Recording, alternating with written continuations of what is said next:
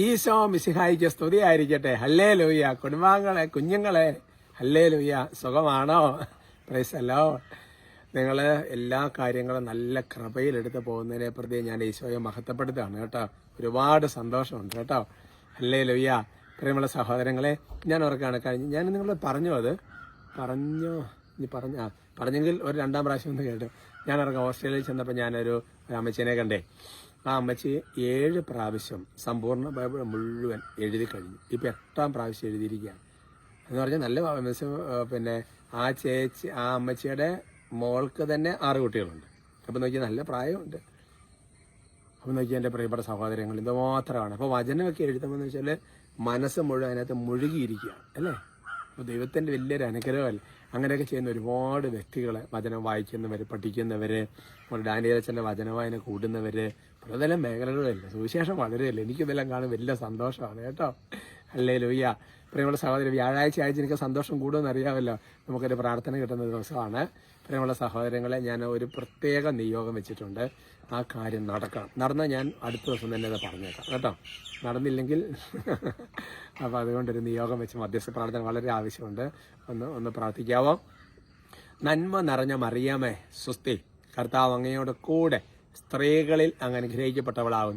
അങ്ങയുടെ ഉദരത്തിന് ഫലമായി ഈശോ അനുഗ്രഹിക്കപ്പെട്ടവനാകും.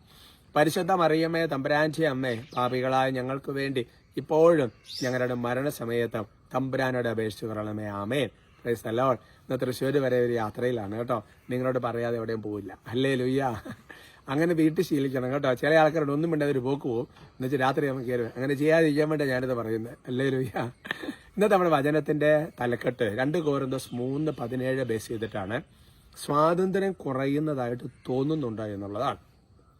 ഉദാഹരണം പറഞ്ഞു കഴിഞ്ഞാൽ ഇപ്പം കുടുംബത്തിൽ ഭർത്താവ്, ഭാര്യ, മക്കള്, മാതാക്കന്മാർ വളരെ ഫ്രീ ആയിട്ട് ശരിക്കും പറഞ്ഞ ഒരു മനസ്സ്, ഒരാത്മാവ്, ഒരു ഹൃദയം പോലെ നടന്നുകൊണ്ടിരുന്ന പെട്ടെന്ന് എന്തോ ഒരു അങ്ങ് ഫ്രീ ആയിട്ട് സംസാരിക്കാൻ പറ്റുന്നില്ല, ഫ്രീ ആയിട്ട് പറയാൻ പറ്റുന്നില്ല, എന്തോ ഒരു തിക്കുമുട്ടൽ അല്ലേ. ഇപ്പം ഞാൻ നിങ്ങളോട് നല്ല ഫ്രീ ആയിട്ട് പറയുന്നില്ല എന്ന് പറയുന്നത് പോലെ.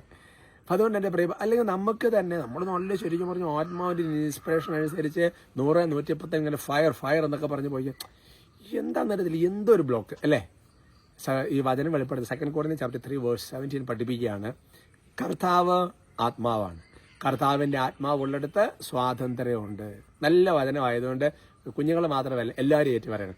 പറഞ്ഞേ, കർത്താവ് ആത്മാവാണ്, കർത്താവിൻ്റെ ആത്മാവുള്ളിടത്ത് സ്വാതന്ത്ര്യമുണ്ട്. അങ്ങനെയാണെങ്കിൽ ഞാൻ നിങ്ങളോട് ചോദിച്ചു നോക്കട്ടെ, കർത്താവിൻ്റെ ആത്മാവില്ലാത്തടത്ത് ഉള്ളത് എന്താ?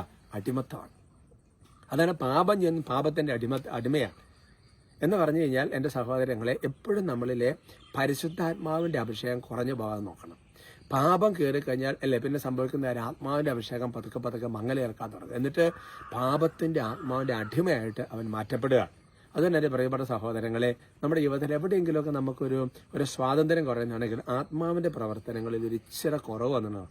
അപ്പോൾ നമ്മൾ വീണ്ടും പരിശുദ്ധാത്മാവ് ഉച്ചരിക്കാൻ വേണ്ടി, അല്ലെങ്കിൽ എവിടെയാണ് കറക്റ്റ് വേറെ കറക്റ്റ് ചെയ്ത് ആത്മാവ് പ്രവേശിക്കുന്നിടത്ത് ഭയങ്കര സ്വാതന്ത്ര്യം അല്ലേ. അതാണ് കർത്താവ് നേരിക്കുന്ന അടിമത്തത്തിൻ്റെ ആത്മാവിനെയല്ല, സ്വാതന്ത്ര്യത്തിൻ്റെ ആത്മാവിനെയാണെന്നുള്ള ദൈവവചനത്തിൻ്റെ അർത്ഥം അതാണ്. അപ്പം അതുകൊണ്ട് കൃപ കുറയുന്നതിൻ്റെ അടയാളമാണ് ഈ ഒരു അടിമത്തം, അല്ലാതെ ഒരു സ്വാതന്ത്ര്യക്കുറവ് അനുഭവപ്പെടുന്നു എന്ന് പറയുന്നത്. ചിലപ്പോൾ നമ്മളിൽ എല്ലാ വ്യക്തിയിലും പരിശുദ്ധാത്മാവ് നിറയപ്പെടാൻ വേണ്ടി പ്രാർത്ഥിക്കേണ്ടി വരും. ഇതൊക്കെ ആത്മാവിൻ്റെ ഒരു പ്രവർത്തനമാണ്. ആത്മാവിനുള്ളടുത്ത് അപസ്വരന്മാരൊക്കെ എന്തൊരു ഇന്ത്യ പൗലോസ്ലീഹ പറയാം, ക്രിസ്തു നിങ്ങളെ സ്വതന്ത്രരാക്കാൻ നിങ്ങൾ യഥാർത്ഥത്തിൽ സ്വതന്ത്രരാണ്. ഹല്ലേലൂയ. കർത്താവ് അനുഗ്രഹിക്കട്ടെ കേട്ടോ. നമുക്ക് സ്തുതിക്കാം. ഹല്ലേലൂയ, ഹല്ലേലൂയ, ഹല്ലേലൂയ. പരിശുദ്ധാത്മാവെ സ്തുതിക്കുന്നു, ആരാധിക്കുന്നു, നന്ദി പറയുന്നു. അത്ഭുതകരമായ ദൈവകൃപയുടെ അഭിഷേകം കൊണ്ട് നിറയ്ക്കണമെന്ന് പ്രാർത്ഥിക്കുന്നു.